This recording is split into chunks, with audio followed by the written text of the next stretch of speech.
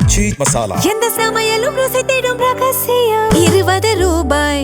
வீடுதோறும் அரசு சேவைகள் மருத்துவம் தொடர்ந்திட ஸ்டாலின் தொடரட்டும், தமிழ்நாடு வெல்லட்டும். லெஜண்ட் சரவணா ஸ்டோர்ஸ் புரொடக்ஷன்ஸ் தயாரிப்பில் லெஜண்ட் சரவணன் நடிக்கும் லீடர் உங்கள் அபிமான திரையரங்குகளில் வெற்றி நடை போடுகிறது.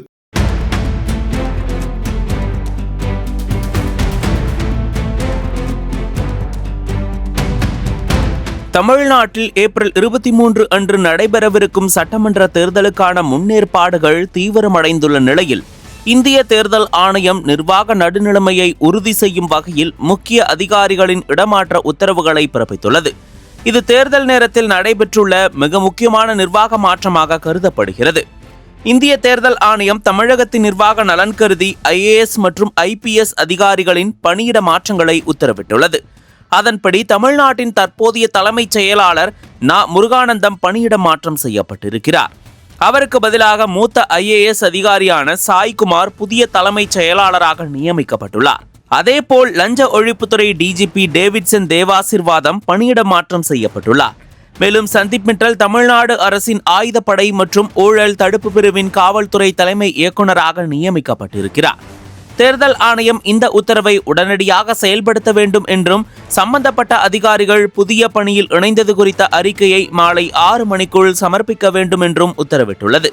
மேலும் பணியிட மாற்றம் செய்யப்பட்ட அதிகாரிகள் தேர்தல் முடியும் வரை தேர்தல் தொடர்பான எந்த பணிகளிலும் ஈடுபடுத்தப்படக்கூடாது என்றும் தெளிவாக குறிப்பிடப்பட்டுள்ளது.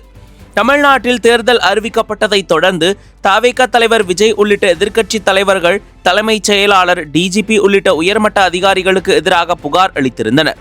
ஆளும் திமுகவுக்கு சாதகமாக அதிகாரிகள் செயல்படுவதாக அவர்கள் குற்றம் சாட்டியிருந்தனர்.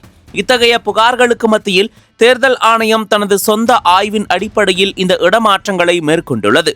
இந்த மாற்றங்கள் தேர்தல் நடத்தை விதிகள் அமல்படுத்தப்பட்ட பிறகு நடைபெறுவது குறிப்பிடத்தக்கது. தேர்தல் ஆணையம் பொதுவாக தேர்தல் நேரத்தில் உயர்மட்ட அதிகாரிகளை மாற்றுவதன் மூலம் நிர்வாக நடுநிலைமையை உறுதி செய்ய முயல்கிறது. குறிப்பாக லஞ்ச ஒழிப்புத்துறை மற்றும் தலைமைச் செயலாளர் பதவிகள் மிக முக்கியமானவை. இந்த பதவிகளில் மாற்றம் செய்யப்படுவது தேர்தல் செயல்முறையில் எந்தவிதமான சார்பும் இல்லாமல் இருக்க வேண்டும் என்பதை வலியுறுத்துகிறது. ஆனால் அதே சமயம் எதிர்க்கட்சிகள் ஆளும் மாநிலத்தில் மட்டும் இதுபோன்ற நடவடிக்கைகளை தேர்தல் ஆணையம் மேற்கொள்வதாக அரசியல் கட்சியினர் குற்றம் சாட்டுகின்றனர். இந்த உத்தரவு தமிழ்நாட்டு அரசியல் களத்தில் பெரும் பரபரப்பை ஏற்படுத்தியுள்ளது. தேர்தல் ஆணையம் ஏற்கனவே தமிழ்நாட்டில் பல மாவட்ட SPக்களை மாற்றியிருந்த நிலையில் இப்போது உயர்மட்ட அதிகாரிகள் மாற்றம் செய்துள்ளது பேசுபொருளாக மாறியிருக்கிறது. இதனிடையே புதிதாக நியமிக்கப்பட்டிருக்கும் சாய்குமார் IAS யார் என்பது குறித்த கேள்வி எழுந்திருக்கிறது. யார் இந்த சாய்குமார்? 1990 தமிழ்நாடு பேட்ச் IAS அதிகாரியான சாய்குமார் தமிழகத்தில் பல்வேறு முக்கிய பதவிகளில் இருந்துள்ளார். தமிழ்நாடு தொழில் முதலீட்டு கழகம், செய்தி தொலைக்காட்சி நிறுவனம் ஆகியவற்றின் மேலாண்மை இயக்குநராக இருந்துள்ளார். மறைந்த முன்னாள் முதல்வர் ஜெயலலிதாவின் ஆட்சி காலத்தில் மின்வாரிய தலைவராகவும் அதிமுக பொதுச் செயலாளர் எடப்பாடி பழனிசாமி முதல்வராக இருந்தபோது அவரது முதன்மை செயலாளராகவும் இருந்துள்ளார். அதனைத் தொடர்ந்து திமுக ஆட்சிக்கு 4 ஆண்டுகள் கழித்து வருவாய் நிர்வாக ஆணையராக இருந்த ராஜேஷ் லக்கானி மத்திய அரசு பணிக்கு மாற்றம் செய்யப்பட்ட நிலையில் அந்த பொறுப்பு சாய்குமாருக்கு வழங்கப்பட்டது. இந்த நிலையில்தான் தற்போது அவர் தலைமைச் செயலாளராக நியமிக்கப்பட்டுள்ளார். நக்கீரன் டிவிக்கு சப்ஸ்கிரைப் செய்யுங்கள். உங்கள் ஆதரவே எங்கள் பலம்.